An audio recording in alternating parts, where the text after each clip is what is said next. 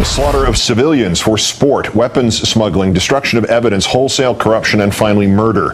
In our third story in the countdown, a full-fledged criminal enterprise executed by the military contractors known formerly as Blackwater, according to the sworn testimony of two of its employees.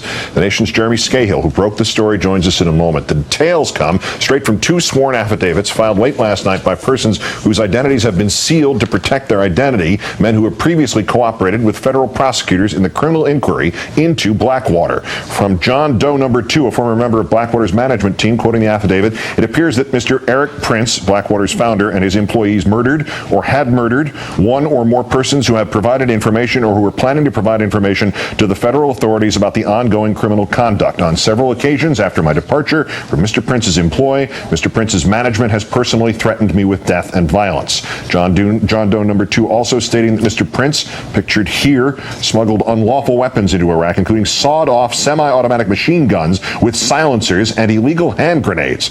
And the affidavit also says that Prince, quote, views himself as a Christian crusader eliminating Muslims and the Islamic faith from the globe. To that end, Mr. Prince intentionally deployed to Iraq certain men who shared his vision of Christian supremacy. Many of these men used call signs based on the Knights of the Templar, the warriors who fought the Crusades. Mr. Prince operated his companies in a manner that encouraged and rewarded the destruction of Iraqi life. Going to Iraq to shoot and kill Iraqis was viewed as a sport or game. Strikingly similar allegations made in the affidavit of John Doe number 1, a former U.S. Marine who worked for Blackwater in Iraq. He alleges that incidents of unjustified deadly force were initially videotaped and watched in a session called a hot wash. Blackwater, now known as Z Services, spelled XE, maintains that Mr. Prince and the company are innocent of any wrongdoing and performed their duties on behalf of their employer, the State Department. Joining me now, as promised, the contributor to The Nation magazine and author of Blackwater, The Rise of the World's Most Powerful Mercenary Army, Jeremy Scahill. Good to see you. Thanks for coming in. Thanks for having me back, Keith. As horrific as all this sounds, it's just part of what you described in the piece today. Flesh it out for us.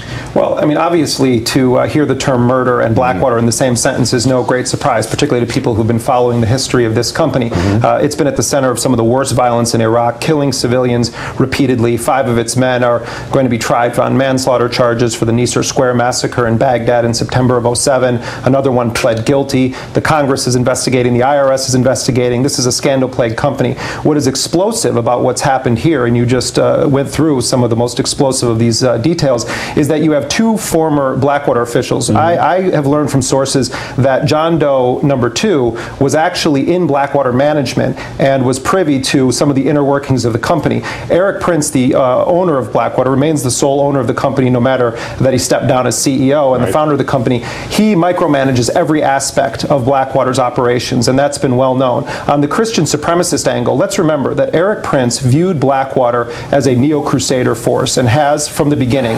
This is a guy who comes from one of the powerhouse families of the radical religious right. His father was a major bankroller and gave the seed money to Gary Bauer to start the Family Research Council. James Dobson focused on the family. And then we have his forces deployed in Iraq as part of a war against a Muslim nation that George Bush characterized as a crusade. What we have here, Keith, is a confirmation from insiders at Blackwater that, in fact, Erik Prince did have a neo-crusader agenda and most explosively may have murdered or facilitated the murder of individuals that were intending to or did cooperate in the federal government's criminal investigation of Blackwater. This is deadly serious. All right, to the murder in a second, but you mentioned something in here that strikes an obvious question. How could the Bush administration, the State Department, have missed this crusader element here, or was that what they were looking for? Missed it? I think it was considered a plus in the Bush White House. Remember, Keith, what we had here was the Bush administration essentially create a force that acted as an armed wing of the administration, not subject to the military command,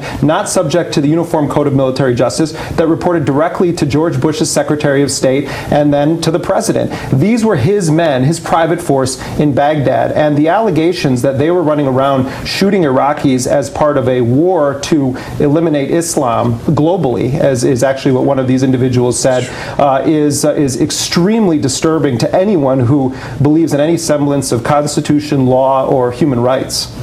some specifics, what you know about this is a strong term, murder, in court documents. This is under oath. This is not somebody throwing something up against a wall to see if it'll stick. Are we talking about something related to the 2007 Baghdad massacre, or something here? It's unclear, but this is what I'll tell you what I do know about this, Keith. The fact of the matter is that these individuals in these sworn depositions provided those depositions to lawyers, Susan Burke and the Center for Constitutional Rights, that are suing Blackwater on behalf of Iraqis killed by Blackwater operatives in Iraq. They're suing them in civil litigation.